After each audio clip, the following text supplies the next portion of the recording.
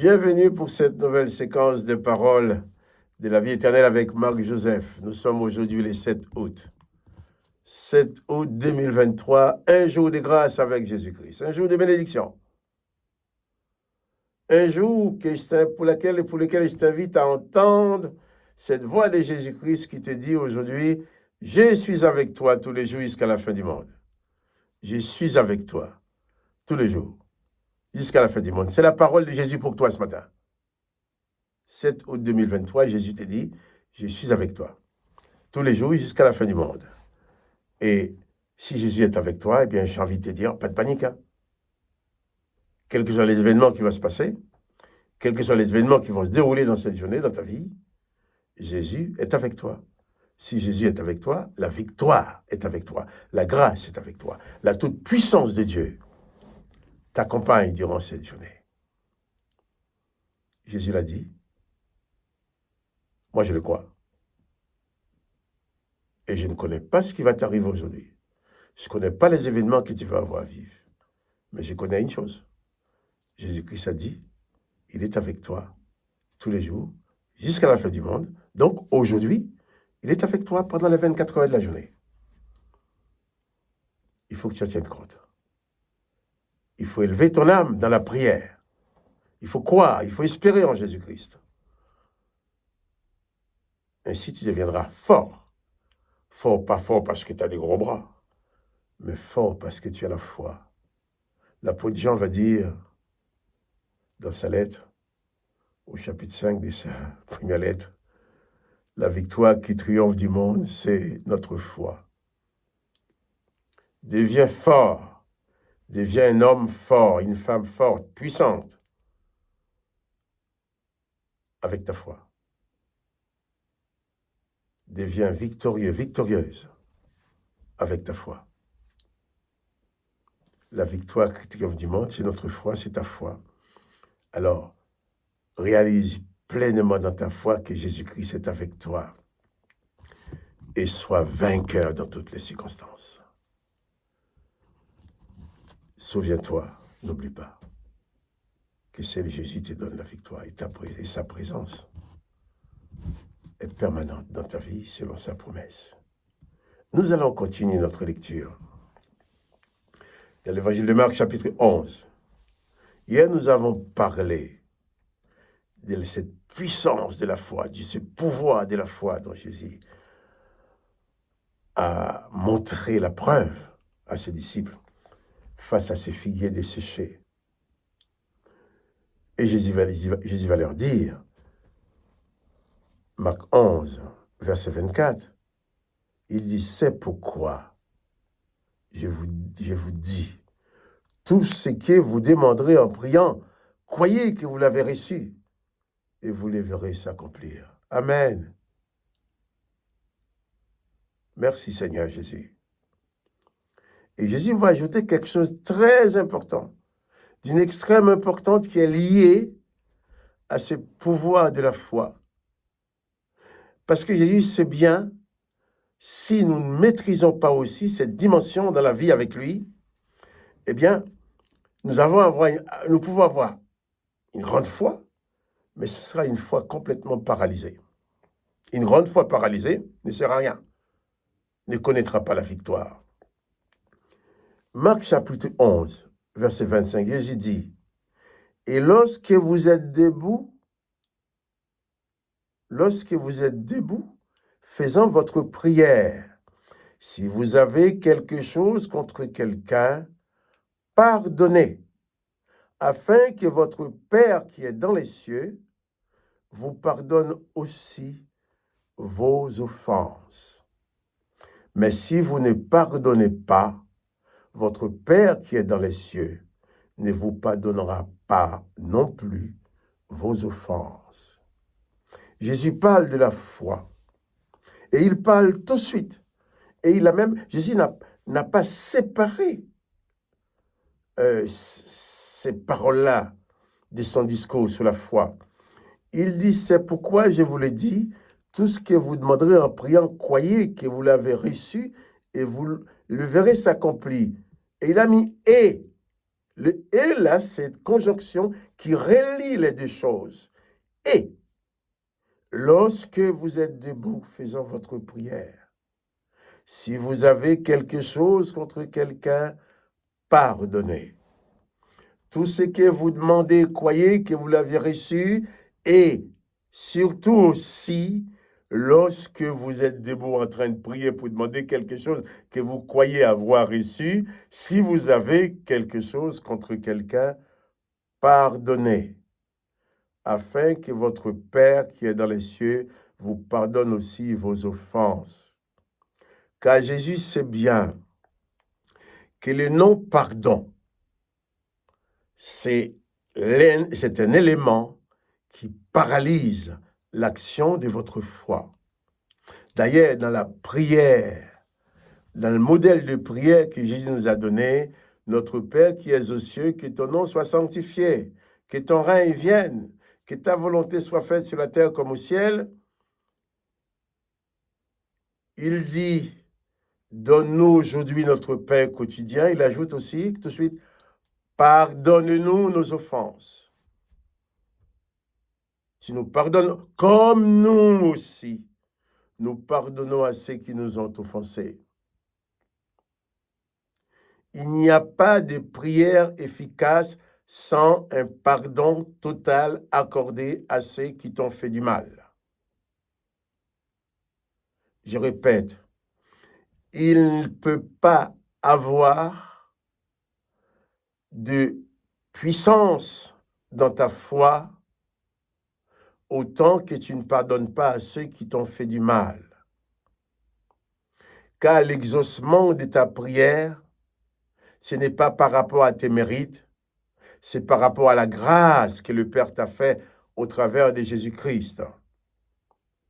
Or, comme l'exaucement de ta prière, c'est un don de la grâce, si toi, tu n'es pas dans la grâce, tu es mal placé pour le recevoir.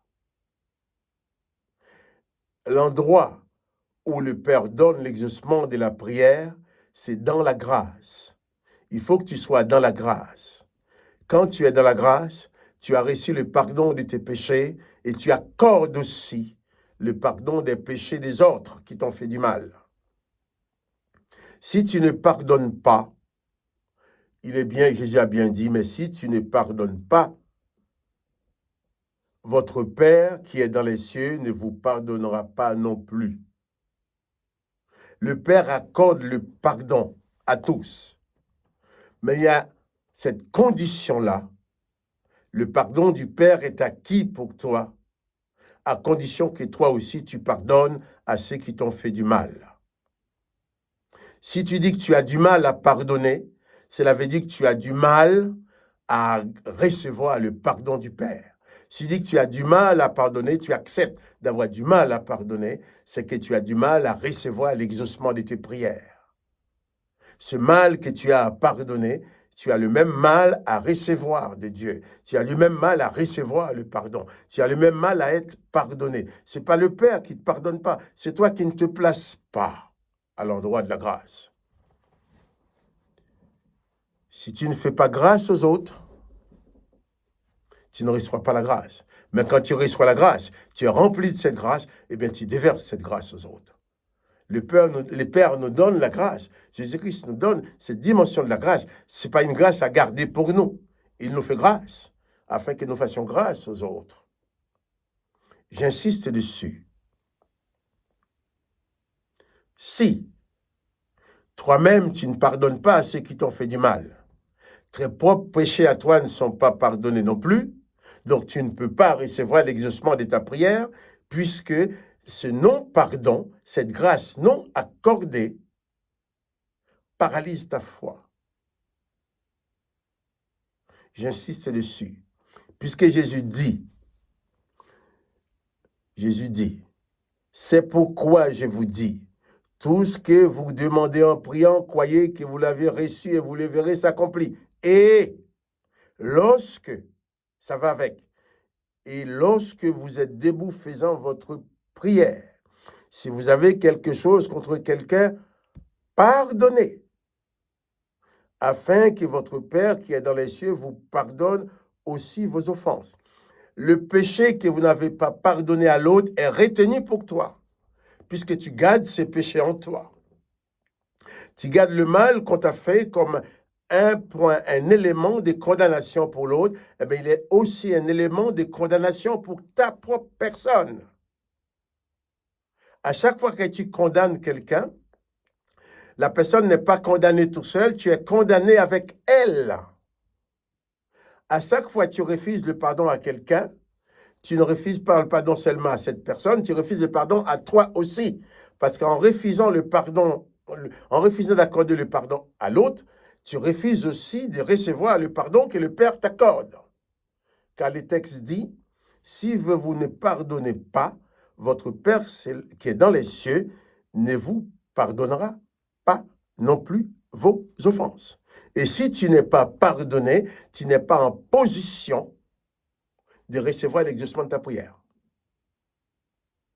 Donc, si tu es de ceux qui disent, j'ai beaucoup prié, mes prières ne sont pas exaucées, cherche la raison. Je ne suis pas là pour accuser, mais je voulais t'ouvrir les yeux sur ce qui se passe dans ta vie. Si tu ne pardonnes pas, j'insiste dessus, si tu ne pardonnes pas, c'est que tu n'as pas pardonné. Tu as commis des péchés, le Père t'a pardonné. Les jours que tu refuses le pardon à quelqu'un, tu réveilles tous tes péchés. Les non-pardons, le refus de pardonner à quelqu'un, donne la force à tes péchés qui vont venir te frapper au visage. Et en ce moment-là, tu peux prier avec foi, une très grande foi. Tes péchés, le non-pardon de tes péchés, le non-pardon de tes péchés qui vient du non-pardon par rapport au péché des autres, aux fautes des autres, eh bien, va te plomber dans le mal, dans le malheur. Alors, je t'en prie, pardonne à tous ceux qui t'ont fait du mal. Et quand tu pardonnes à quelqu'un, tu le libères et tu te libères aussi. Mais quand tu refuses de pardonner à quelqu'un, tu l'enchaînes et tu t'enchaînes avec lui.